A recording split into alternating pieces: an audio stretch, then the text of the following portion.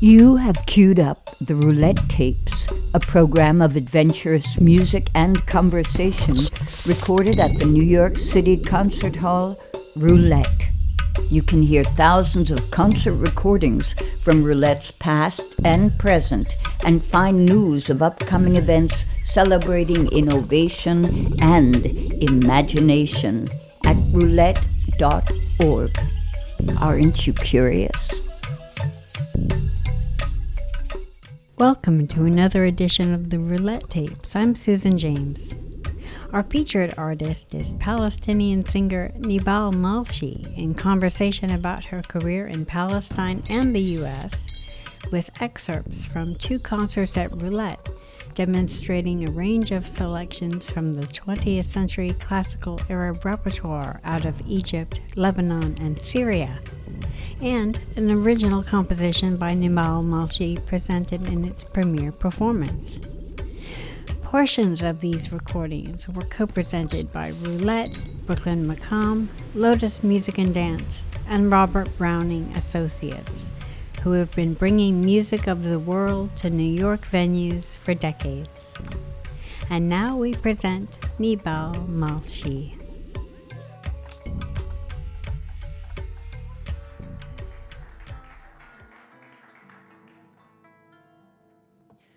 وإن كنت نويت ونسيتني وعليا جنيت ومرعتني إن كنت نويت ونسيتني وعليا جنيت ومرعتني ابعتلي جواب ابعتلي جواب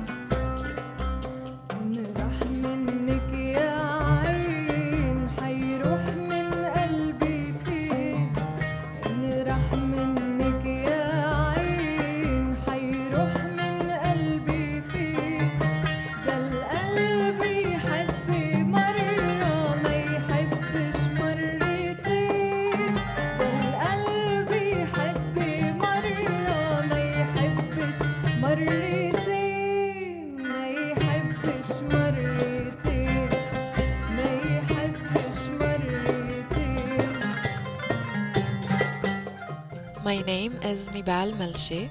I'm an artist, a mother, a world traveler, and an animal lover. A little something that not too many know about me is that I started dance at the age of 4. I did ballet most of my life, and after graduating high school, I've decided to apply and attend the Academy of Music and Dance, and that is where I got my bachelor's in dance and in music. From there, most of my career was around teaching music and dance to children and adults. Also was a choreographer, and I am also an actress. So I do have one movie out that I participated in and a lot of theater work as well.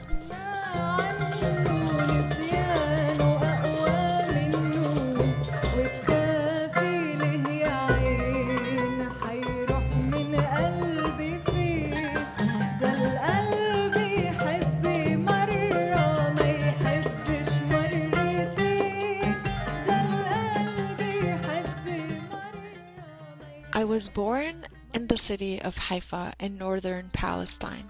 It's a port city built in tiers, extending from the Mediterranean up to the north slope of Mount Carmel. And those who don't know it can simply imagine the beautiful combination of the sea and the mountain with the most beautiful weather. Some of my most earliest childhood memories would simply be the family getting together. I do come from a really big family of almost 24 uncles and aunts, and every time that we got together, food and music were the biggest, most important factor in those gatherings. The family and the ladies, the women, would prepare a lot of homemade cooked meals, and my uncle and my dad are always those that would be playing the oud and singing. And from that moment, I knew that this is what I wanted to do. I've learned to just sit there, listen, observe everything, and learn from them as much as possible. I was introduced to Egyptian singers, Syrian singers, Lebanese singers, and that's where I found my idol, the legend, the big icon, Lebanese singer Fairuz. And from a very young age, I was determined to learn as many songs by her as possible.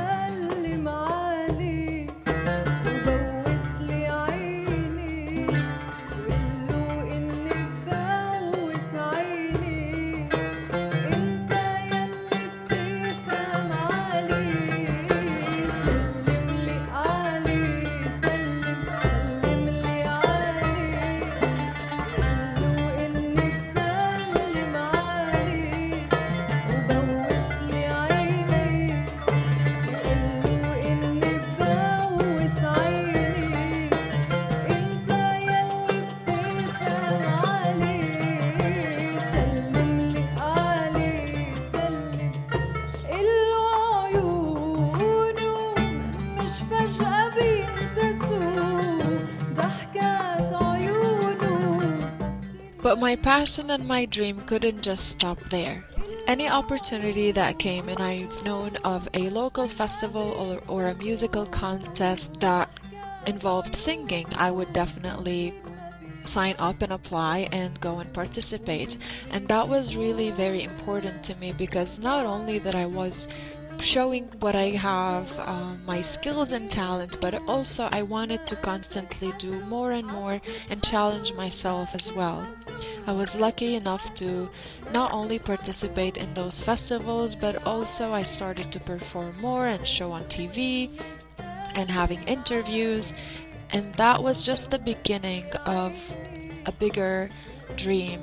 That was performing abroad as well. I remember touring in Europe and also starting to participate in peace programs that wanted to bring people together, and I was on a mission to preserve the Arabic culture and music and reach as much in the world as possible. And every time I traveled abroad and I went back home, I knew that I wanted more. So I kept touring and I kept performing until 2010, when I first visited the States, and from there this has become my second home.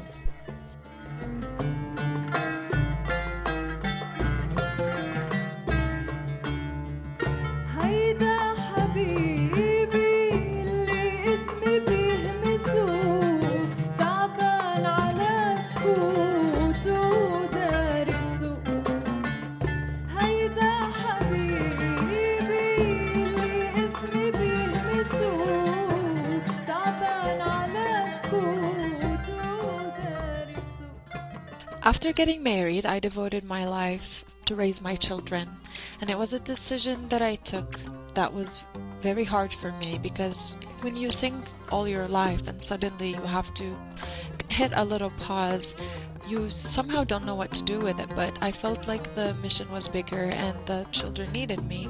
So for a very long 11 years I did not sing.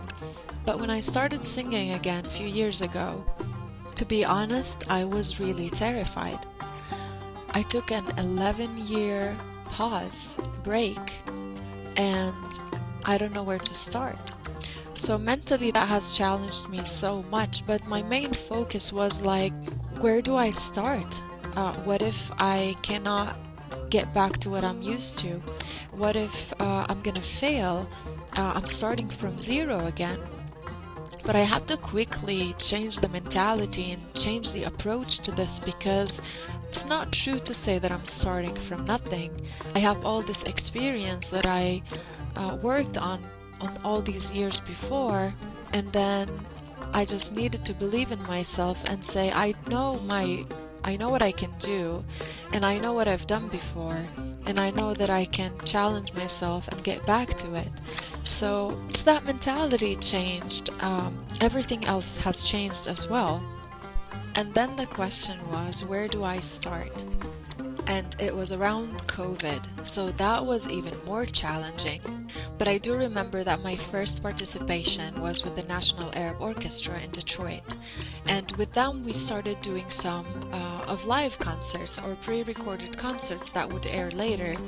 And that was a beautiful journey of 2 years. And from there it was all really about self-work. They say the hardest work you do is on yourself. So I started to email cultural centers and venues, introducing myself and what I do, my passion to my music and what I believe in. And I started to book those concerts independently, and a lot of them came also from venues and organizations that reached out and believed in me and wanted to host me and also have their own show where I'm the main singer. And with that came meeting a lot of talented musicians and singers, and I'm so happy to know that in every state I have a beautiful group of musicians that I know that if I'm going to be traveling and performing, I can just call them and we can do some beautiful music together and beautiful work that everyone truly enjoys.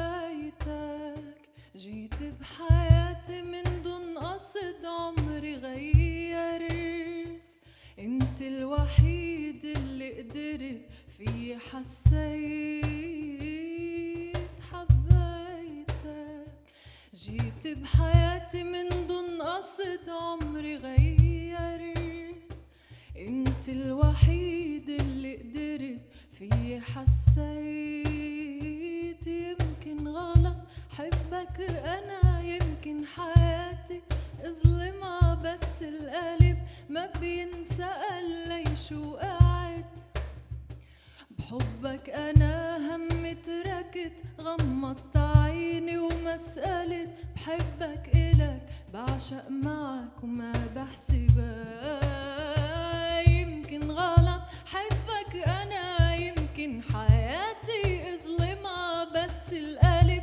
ما بينسأل ليش وقعت بحبك أنا هم تركت غمضت عيني وما سألت بحبك إلك بعشق معك وما بحسبها بعيونك عم ضيع وأحلم نلتقى وأسبح عينيك وبسكوتك بيقتلني شوقي اسمعك طمني عليك بعيونك عم ضيع وأحلم نلتقى وألمس إيديك وبسكوتك بيقتلني شوقي اسمعك طمني عليك يمكن غلط حبك أنا يمكن حياتي اظلمها بس القلب ما بينسأل ليش وقعت بحبك أنا هم تركت غمضت عيني وما سألت بحبك إلك بعشق معك وما بحسبها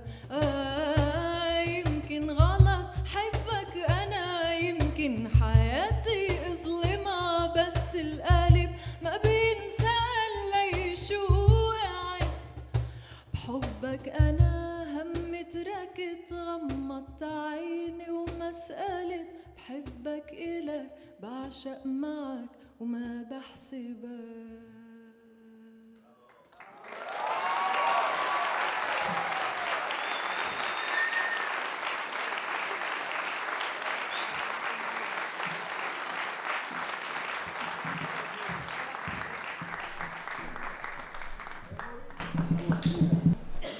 This song, actually, this is the first time I sing it.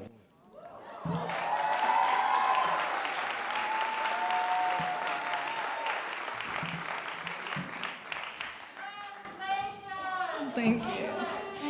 So this song basically says that I fell in love with you. You came into my life, and I don't know if this was a mistake.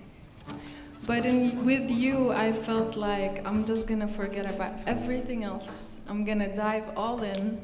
You know, Rumi says, find love and stay there. So basically that's what she says. And she says, you know, maybe falling in love with you is a mistake. Maybe I'm not doing fair with my life, right? But when the heart falls in love, it's not gonna ask, why did I? And basically it says, in your love, I forgot about all my troubles. I just closed my eyes and I never asked anything. I fall in love with you, I adore you, and I don't care. The second part says, in your eyes I'm lost, and I dream of the day we meet so I can hold your hand. With your silence, the desire is killing me to just hear your voice and know that you're okay. It's my own lyrics and composition. Yes.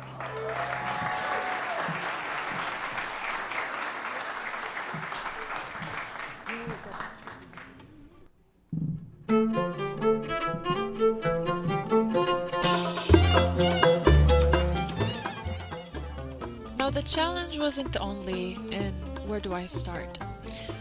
There was the challenge of the diversity in the audience. I was worried that what if they hear this music and they don't like it? But then I had to remember that music is an international language. And one of the most beautiful things I remember during my shows is I can simply look at the audience and see how much they can connect with the music, how much they can connect with the rhythm, how much they can connect with your expression and the way you're presenting the song without really needing to know much about the lyrics and what you're saying. But giving more context after the song definitely helps understanding it more.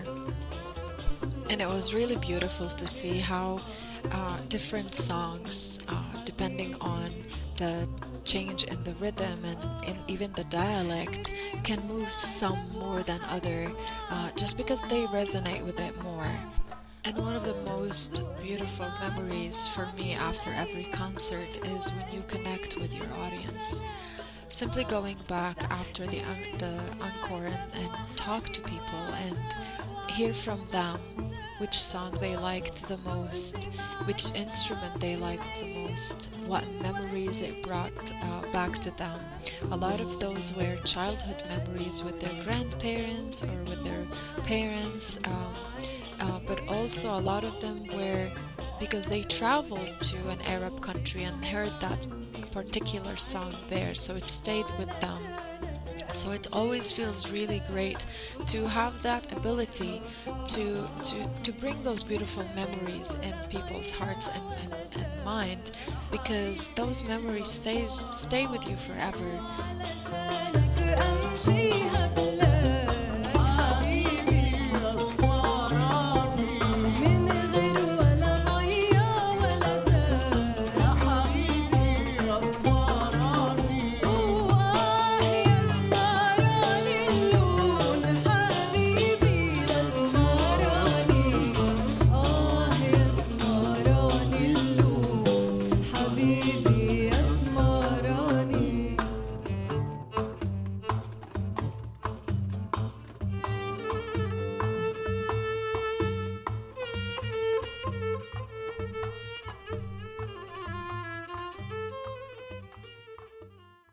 I don't really feel like I have one style that I practice. Definitely, obviously, there's a big focus on the Arabic music, and mostly it's in the classics.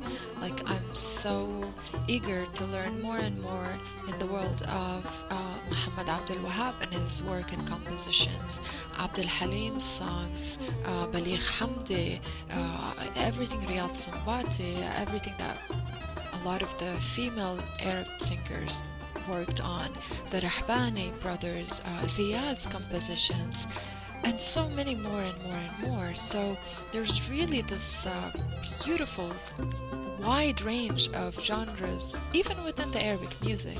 But I also am very much loving of the classical musics and the Western classics, also jazz, also hip-hop. And in a way, on a personal level, I feel like, to me as an artist, the more I know that it shaped me differently, and then that probably comes in the music that I do, with a huge influence from the Arabic music, obviously, as well. And also being very devoted to the Arabic music, I want that music to last longer, and I want my music to show that I come from this world of Arabic music. So it was important to me to listen to more and practice more, and just in a way learn how to give more.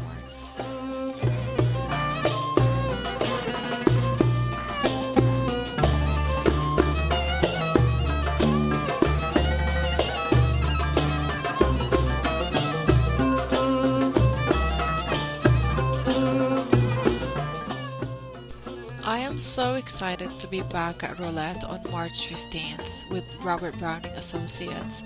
It's been such an honor to perform at Roulette for the third time, and I'm so truly blessed and thankful for Mr. Robert to bring me back to New York.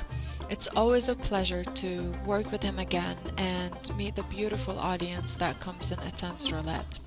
I'm going to be performing a new set of songs, a beautiful tribute to the 50th anniversary of Kulthum's passing, a highlight on Egyptian music, a Syrian song from the 20s, and so much more, classics and modern music as well. I'm definitely excited to be reunited with my beautiful, amazing musicians. We're working with 2 new musicians as well that will be joining us. Definitely excited for that one. And not to mention that this will be a celebration of 48 years of Robert Browning Associates presenting world music and dance events in New York City.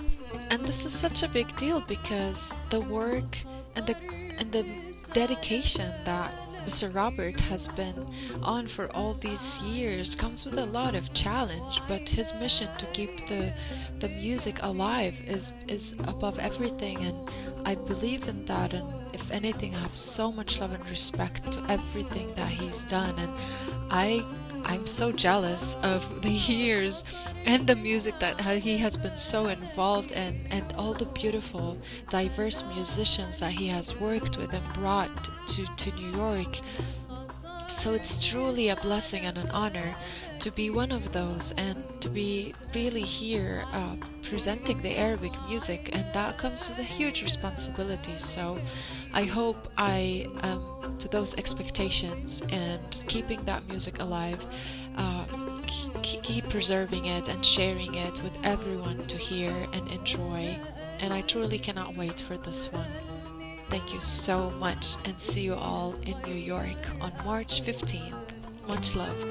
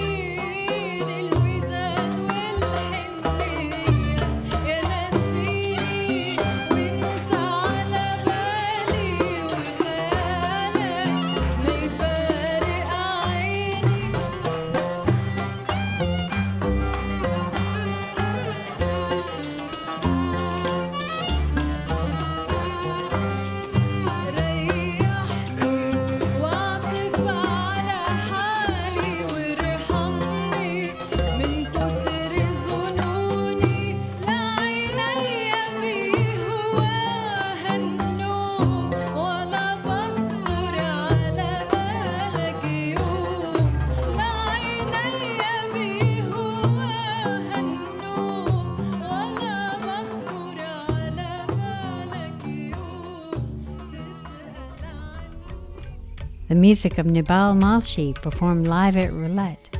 Our thanks to Robert Browning Associates, Lotus Music and Dance, and Brooklyn Maqam for the co-production of these performances. The full concerts can be viewed on our website at roulette.org/archive. The Roulette Tapes is a part of the Roulette Concert Archives, a project made possible in part with support from the National Endowment for the Arts and the Destina Foundation. David Weinstein is Director of Special Projects at Roulette and Senior Producer of the Roulette Tapes. I'm Susan James. Thanks for listening. You have been listening to the Roulette Tapes, a program of adventurous music and conversation. This series is produced by Roulette Intermedium. You can find thousands of concert recordings from Roulette's archives and news of upcoming events at roulette.org.